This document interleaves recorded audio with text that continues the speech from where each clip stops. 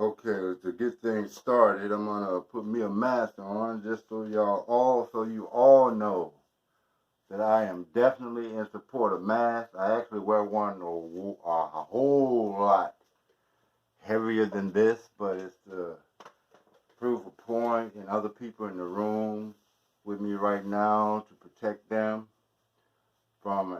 I know I don't have COVID, but you never know. Okay, to get things started. It's been a long road, people. Really long. Let me take my hat off so you can at least see my face, because I'm not hiding from anybody. Okay, and I hate I have to wear this mask. Let me take this off again so you can get a good look at my face. Okay. Now we got that out the way. Okay, that was the intro to what's going to be my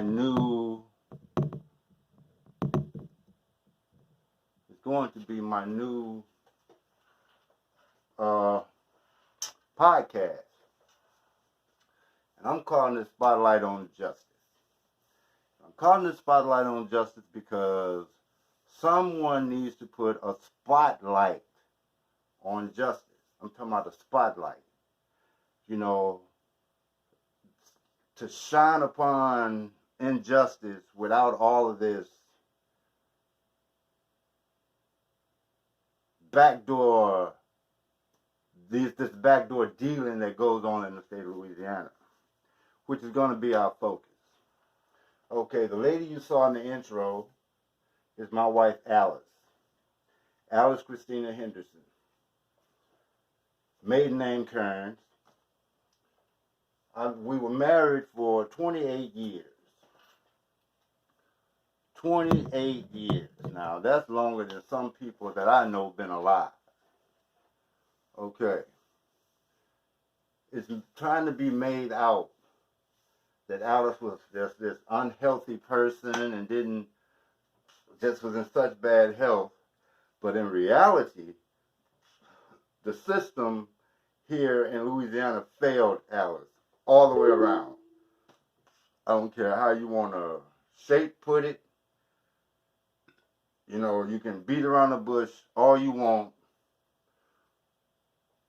Right is right and wrong is wrong. Alice was murdered.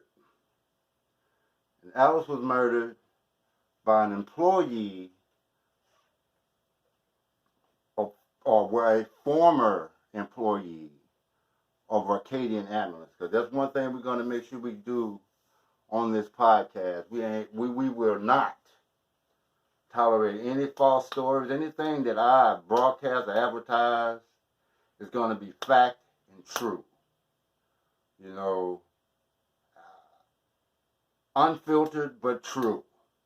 You know, I want this to be a place where people don't have to be afraid to stand up and fight. Even if you're fighting by yourself like I was for one whole year.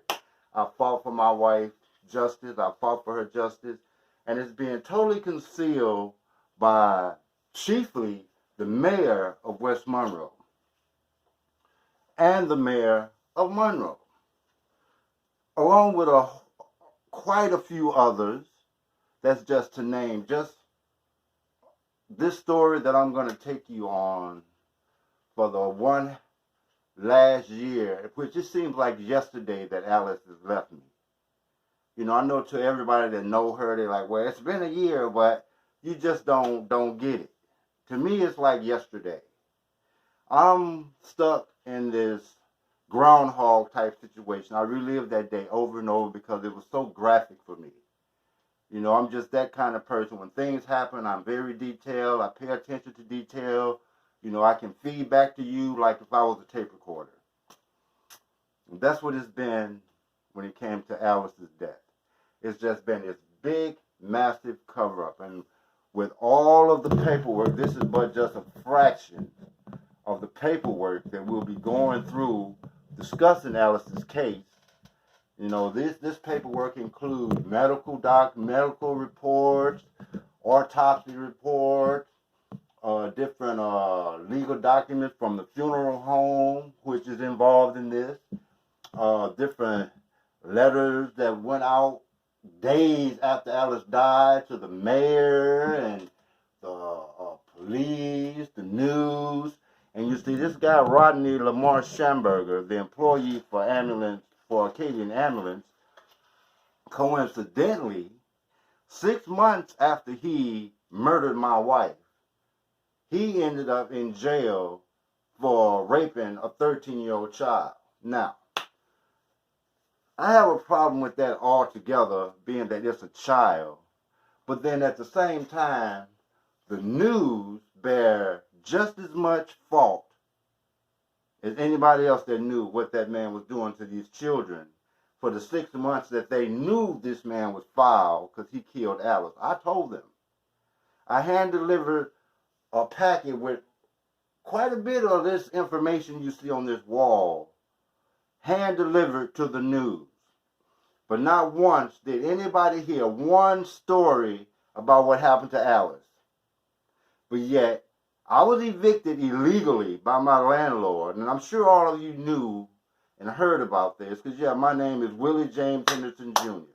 I'm the same man that they plastered all over the internet when I threatened to blow up my house if my landlord put me out because he lied on me. Now, this man got away with an eviction, not because I owed him money. Now, I have every receipt up until the day that I left proven that I paid this man every nickel that he was entitled to.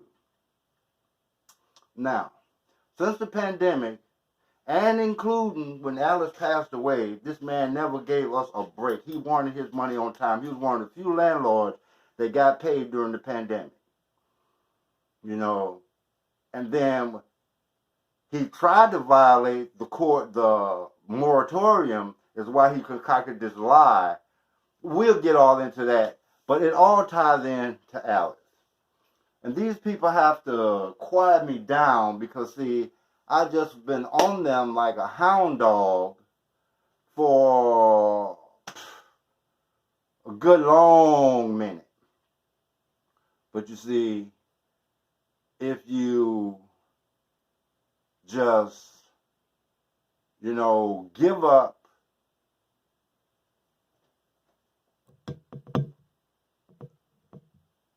and,